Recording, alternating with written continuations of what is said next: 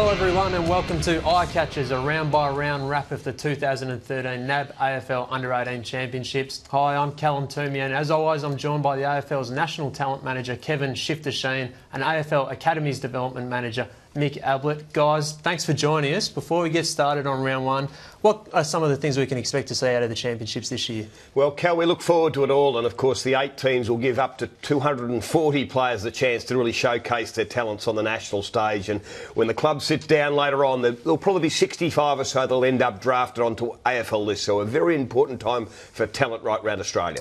Let's get stuck into the games. Of course, the first game started 2 weeks ago, split round. Game one was Vic Country and the Northern Territory at TO Stadium.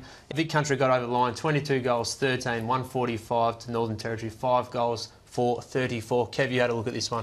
Yeah, very dominant performance by the Vic Country boys. They took a young side up there, but a very gifted side, and they dominated possession. 92 more disposals than the NT. They went inside 50 on 62 occasions to 22, and it was a very convincing win by a very powerful unit.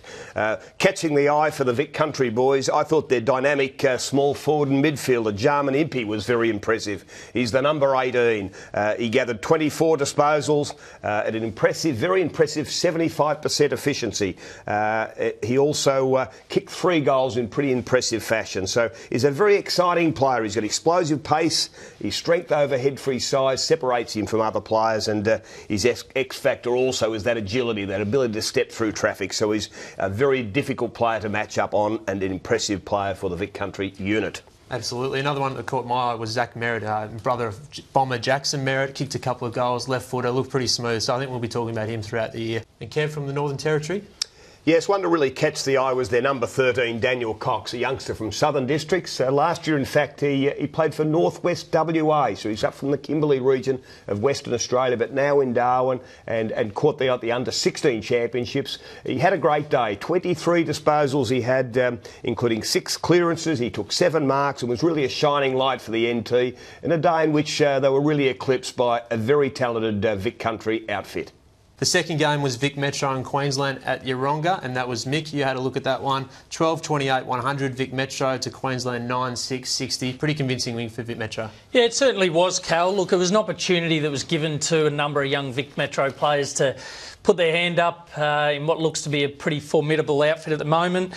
Just on that, a quick congratulations to Jake Lever. Jake's a 17-year-old that was given the captaincy for this game, so a fantastic effort by him. And the Queensland group look a super athletic group as well. They've got 15 out of the 40 that are 190 centimetres above and can genuinely play. So great effort by Bob Batty and Mark Browning there. One to really catch the eye for me for Vic Metro was the left footer number 2, Ben Cavara. He's a 173 centimetre, 69 kilo player from the Eastern Ranges. Just ran rampant through the midfield. 35 disposals, 2 goals.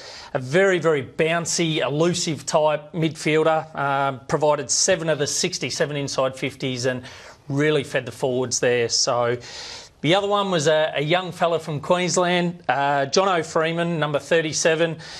We talk about eye catchers. This kid's an eye catcher. Don't worry about that. 14 disposals, 5 marks and 3 majors for the Scorpions. Moved really well and was a genuine threat any time the ball was in the air in his area. Of course, Metro welcome back a few of their guns this weekend. Jack Billings, Tom Boyd, Josh Kelly are probably likely to rejoin their side as they step up the ranks throughout the championships.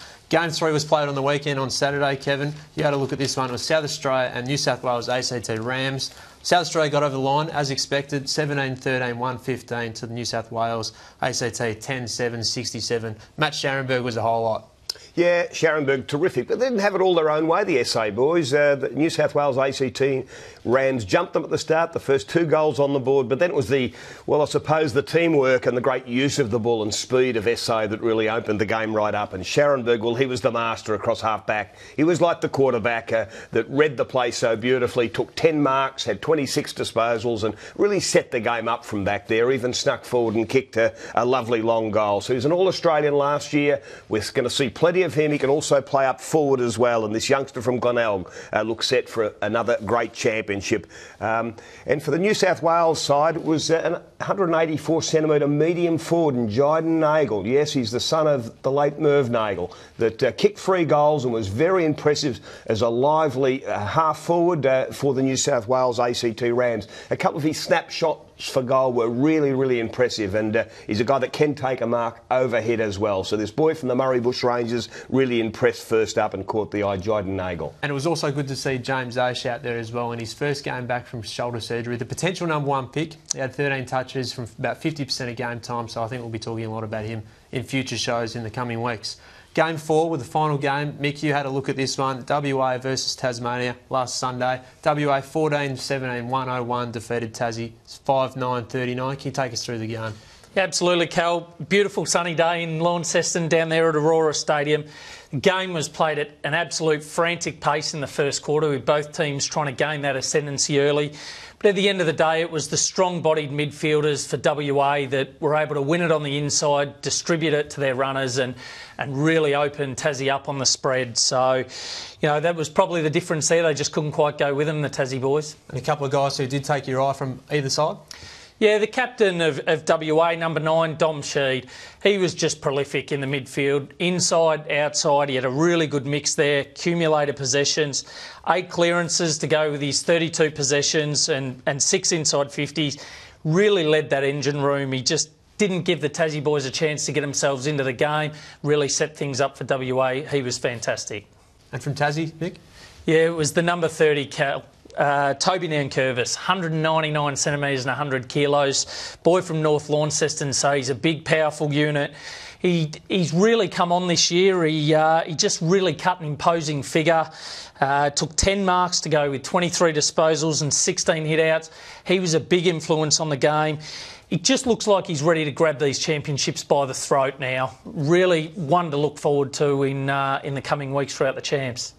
Guys, that's it for round 1. Thanks a lot for joining us. Michael Ablett, Kevin Shane from the AFL. Thanks a lot. We'll be here next week and every week throughout the championships. See you all soon.